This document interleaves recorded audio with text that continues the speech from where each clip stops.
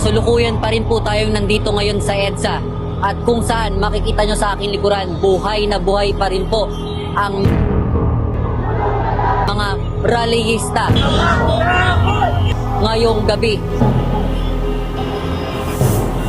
Lulungkot ako ngayon, now I'm 55.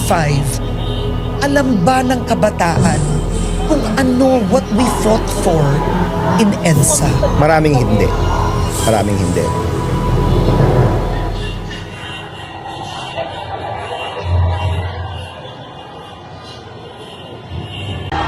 Noong bata pa ako, madalas kaming dumaan sa EDSA tuwing uuwi kami sa Rizal. Sabi ng aking ina, may mahalagang naging papel ang lugar na yon sa ating kasaysayan.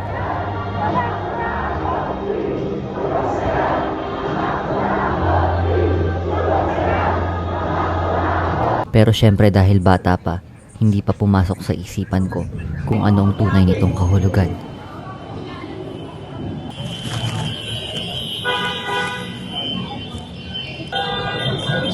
Noong una, coverage lamang ang aking pakay. Ngunit sa pagtagal, unti-unti kong naramdaman ang kanilang mga ipinaglalaban.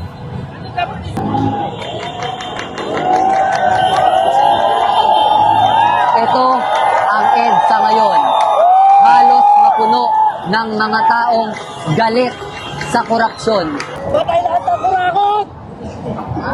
Mga p****** kurakot!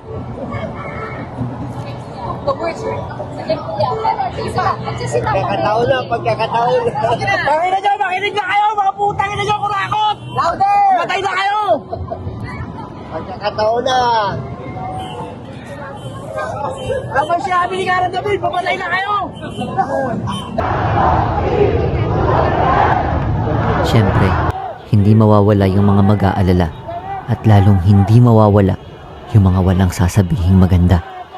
Na kesyo ka bata-bata pa raw, sumasali na sa mga rally, hindi raw ba nag-iisip paano pag napahamak, paano pag may sumabog na granada bigla, walang maidudulot na maganda ang pagrarally, at marami pang iba.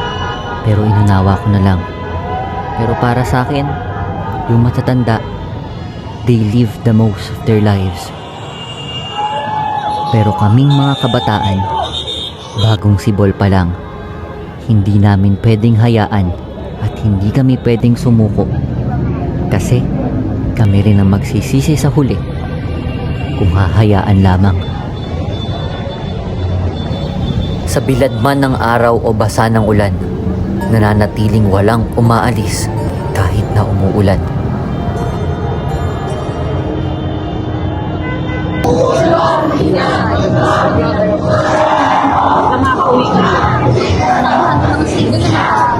Ang mga taong nakita ko, walang kulay-kulay, walang loyalista, walang DDS, walang pinklawan. They gathered together as Filipinos. Ating kalayaan kay tagal na nating bitin, di napapayagang mabawi muli. Magkakapit-bisig Nakita ko talaga galit na galit yung mga tao. Nung nandun ako sa taas ng overpass, kita ko yung mga nasa baba kung gaano kalalakas sumigaw. Then sa likod, actually may nakita pa akong security guard. Hindi ko alam kung saang establishment siya naka-assign. Talagang umakyat pa siya para makisigaw. Kaya I realized during those times, na galit talaga ang taong bayan. Something na hindi nila pwedeng i-accuse na bayaran o kahit ano paman.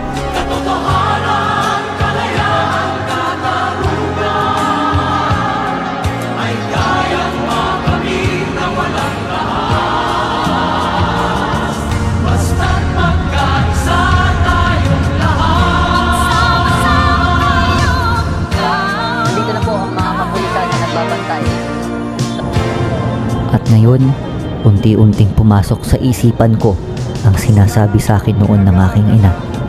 Naririyan ng EDSA dahil sa isang rason. At ang rason na yun, isa marahil sa dahilan kung bakit malaya tayo ngayon.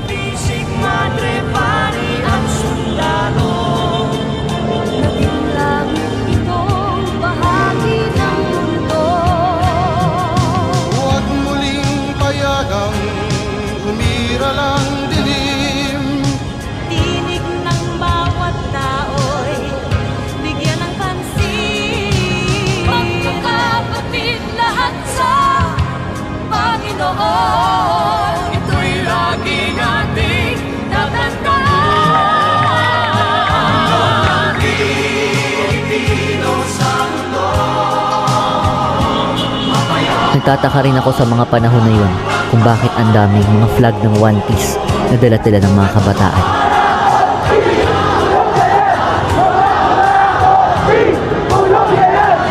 Pero isa lang ang sigurado ko, naroroon sila at lumalaban.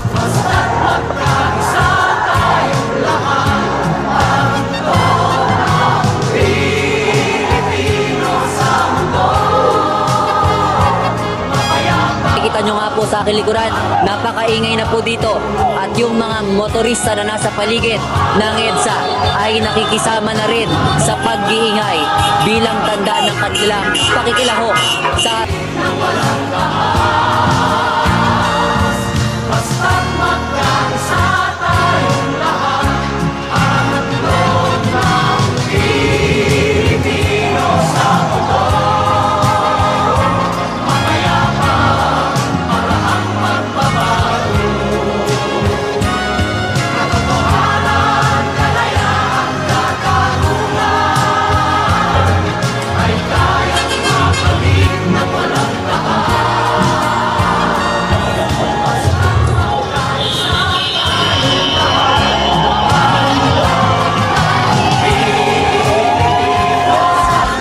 Saan ka man tumingin, kabataan ang iyong makikita. Alas 6 na ng gabi, lalong lumalakas sa mga sigaw, lalong dumarami ang bilang. Ma'am, bakit po kayo nandito at ano po ang hinahin nyo ngayon sa gobyerno? I'm an individual taxpayer. Gusto ko yung taxes na binabayad ko na pupunta sa tama para sa taong bayan. Hindi sa mga corrupt na mga government officials, mga district engineers, senators and congressmen. Kailangan silang managot, magbayad at makulong.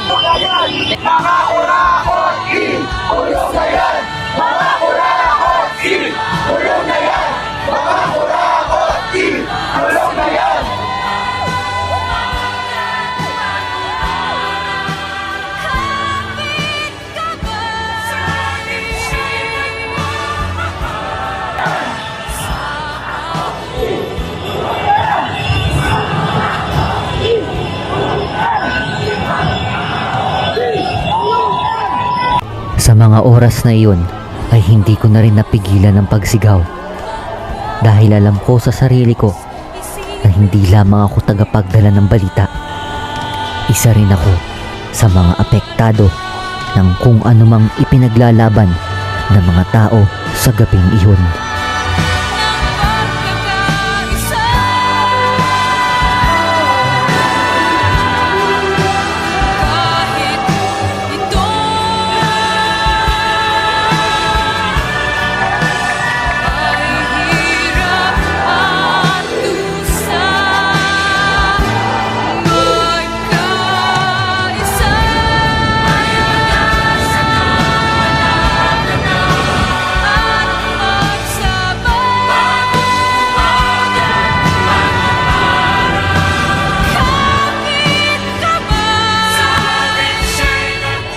Kay sarap makitang iwinawagayway ang iisang watawat ng mga taong minsan ding nagkawatak-watak nang dahil sa mga kulay na tunay na nagpapahirap sa ating mga buhay.